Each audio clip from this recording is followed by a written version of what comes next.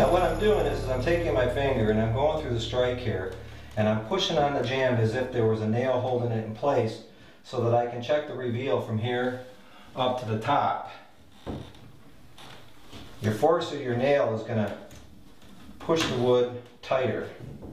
Okay, before I nail this one in, I need to make sure that this door edge here is going to lay tight up against this stop that's already preset on the door. So I'm going to close the door and check that from the other side. And I like that right there.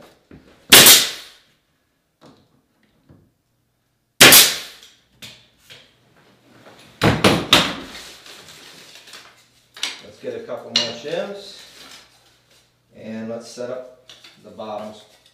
And again, put a little pressure on the shim to see what it's going to do when you actually nail it.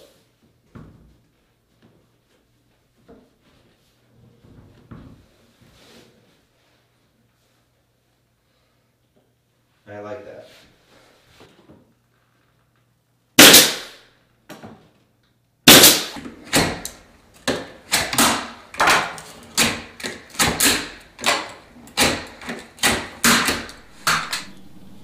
Okay, we've gone ahead and shimmed out the door. I added 2 more shims here and here, the 4th and 5th shim. You can also add a shim up on the header. Now this is a small doorway. This is typically an optional shim. I like to have the flexibility without having one there, and if the header does settle, it's not going to press on the jamb. So in this case, we're going to leave the shim out of the header. Okay, now we're ready to set the casing on the doorway. Now, when we get to setting casing, we don't set casing flush with the edge of a jamb like this because the irregularities of the wood, of the finished edges or unfinished edges, are going to show imperfections. And so it's always wise to pull the casing back to an offset or a reveal. Okay, the 4-inch gauge has a 3/16 reveal built right into the side of the tool. You never have to set it, it's always on the side of the tool. Again, it's on the other edge of the tool as well, 3/16. Now, the 8-inch version carries a 1/4-inch reveal here and here. And again, you don't have to set this. Now, these are the 2 primary reveals in the industry. They've been around for a very long time. Guys will fashion little blocks of wood to establish this reveal. In fact, that's really how the trim gauge started out. So this is a back to the doorway here. What we're going to do is we're going to set the gauge up, and we're going to start up here in the doorway like this, right up in the corner. Just lay it up in there, and we're going to strike a line. You'll notice it's going to give us a 3/16 reveal. If I turn the gauge and flip it into the corner and strike a line, you'll see that I've created an intersecting line right in the corner, and that point right there is exactly where our casing sits at. Now you can use the trim gauge to establish a right angle just by pulling the gauge into a 3/16 reveal, and there's your right angle. And you can flip it right into the corner, and there's your mark. I prefer the intersecting line. I think it's a cleaner line. Now once you've set that up, you just walk around your opening and strike lines into the doorway. It's all a matter of just flipping the gauge. And we're going to hit a couple spots along the way. Okay, now we have the reveals established around this door jamb, and it's time to put the casing on. Now, there's a couple ways of going about it. You can either set your sides first, or you can set your header piece first, which is across the top up here. Either way is going to work. I prefer setting the sides. I'll give you my reasons behind it. One, when you set your sides first in a house when you're trimming, and you've got other guys working with you, when you have your verticals in place, they can run base in the home. I always like that feature about it. I can always come back later and tie in the top header pieces when I have more time. That way I can keep my guys moving. That's one feature that I like. The other feature that I like about doing that is that it's much easier for me, in my opinion, to adjust. If there's any adjustment to the miter at all, it's easier for me to adjust a smaller piece than it is a 7-foot piece like this here. That's my other reason why. And my third reason why I like to set my verticals first is that it's easy to center up a header piece up here when it's only this wide.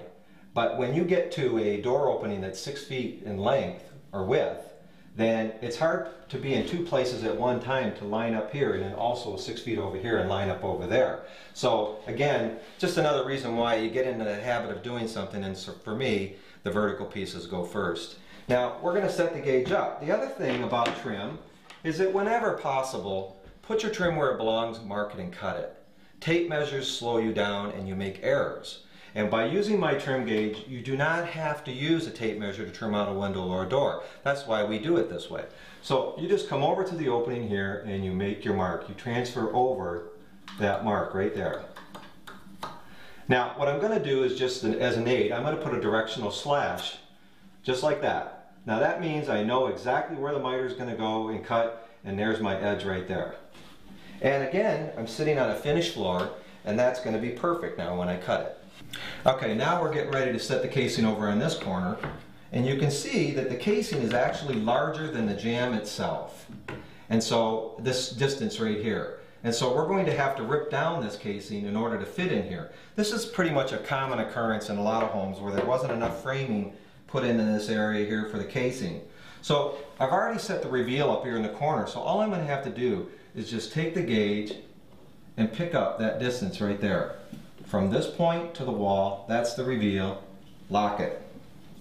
And then all I have to do now is transfer that measurement over to my casing, which is right there.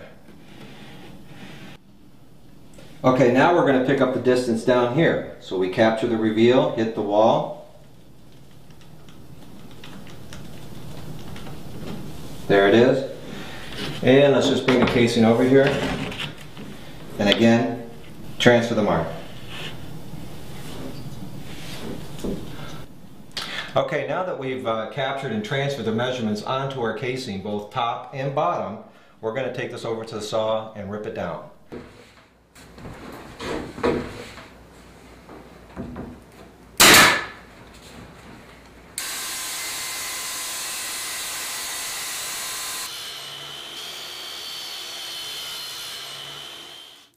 Okay, we've ripped down our casing and it's time to nail it into place. So I'm going to just take my gun and I'm going to put it up into here like that. Pull it in.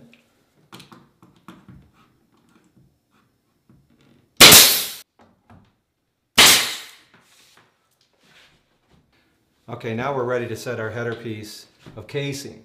Now, because we tapered down this casing here, we have to nip the corner here in order for this miter to fit in here like so. It's really very simple. All you have to do is flip your casing up, side down, point to point, and just strike a line right here. And go cut your 45.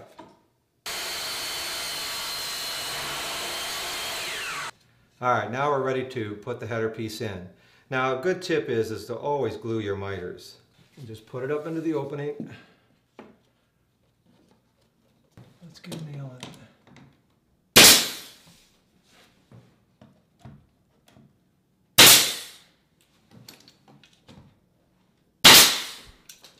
Now, I usually like to keep a little bit of a warm, damp rag around. Clean up that glue, especially if you're staining, you need to get that glue off. Last thing I want to talk about, the second nail, which puts it into the framing members around the opening. I usually like to wait until my glue sets up and then put that second nail in, because you may get some movement, and what you don't want to do is break open your miters. So wait a little bit before you do that. As you can see, the door is set. The casing is on. We didn't pull out a tape measure. All we did was capture and transfer measurements. Just by using the trim gauge, we set a reveal around the door jamb, which established the layout that we needed for the trim.